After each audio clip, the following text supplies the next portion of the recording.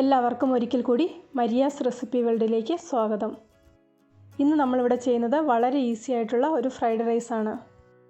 നൂഡിൽസൊക്കെ ഉണ്ടാക്കുന്ന എളുപ്പത്തിൽ നമുക്ക് ഈ ഫ്രൈഡ് റൈസ് ഉണ്ടാക്കിയെടുക്കാം. നിങ്ങൾ ഇതുവരെ ഈ ചാനൽ സബ്സ്ക്രൈബ് ചെയ്തിട്ടില്ലെങ്കിൽ സബ്സ്ക്രൈബ് ചെയ്ത് റൈറ്റ് സൈഡിലെ ബെല്ലൈക്കണും ആക്റ്റീവാക്കി ഓൾ എന്ന ഓപ്ഷനും ഒന്ന് ക്ലിക്ക് ചെയ്യുവാണെങ്കിൽ ഞാനിടുന്ന ഓരോ വീഡിയോയുടെയും നോട്ടിഫിക്കേഷൻ നിങ്ങൾക്ക് അപ്പോൾ കിട്ടുന്നതായിരിക്കും. ഇനി നമുക്ക് ഫ്രൈഡ് റൈസ് ഉണ്ടാക്കുന്നത് എങ്ങനെയാണെന്ന് നോക്കാം. ഫ്രൈഡ് റൈസിന് വേണ്ടിയിട്ട് 2 കപ്പ് ബിരിയാണി അരിയാണ് ഇവിടെ എടുക്കുന്നത്. 1 കപ്പിൻ്റെ അളവ് 240 മില്ലിയാണ്. ഇത്രയും അരി എടുത്തിട്ടുണ്ടെങ്കിൽ 4-5 പേർക്ക് കഴിക്കാനുള്ള ഫ്രൈഡ് റൈസ് കിട്ടും.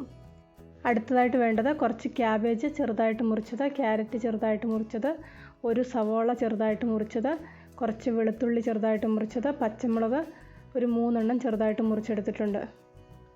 ഒരു ചെറിയ കഷ്ണം ഇഞ്ചി ചെറുതായിട്ട് മുറിച്ചതും കുറച്ച് ബീൻസ് ചെറുതായിട്ട് മുറിച്ചതും എടുത്തു വെച്ചിട്ടുണ്ട്.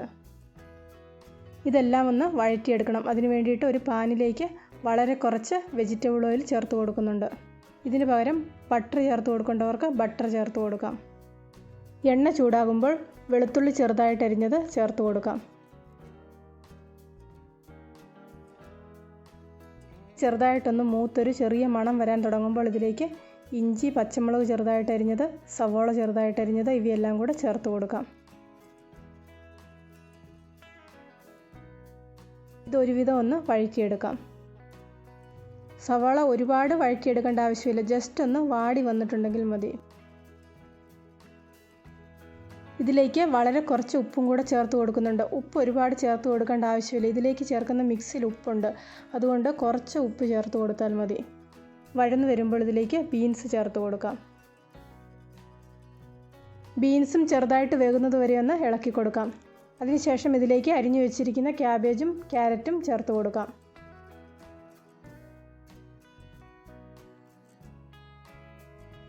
ഈ കൂട്ട് വെന്ത് വരുന്ന സമയത്ത് റൈസ് വേവിക്കാനുള്ള വെള്ളം വേറൊരു പാത്രത്തിൽ വെച്ചിട്ടുണ്ട്.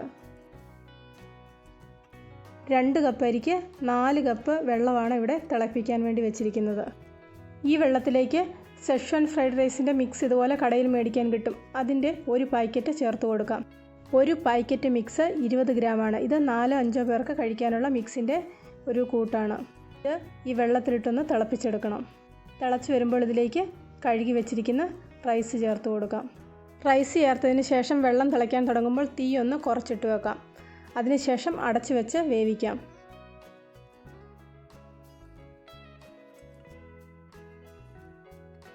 ഈ സമയമായപ്പോഴേക്ക് വെജിറ്റബിളൊക്കെ വെന്ത് റെഡിയായിട്ടുണ്ട്. ഇനി തീ ഒന്ന് ഓഫ് ചെയ്ത് വെക്കാം.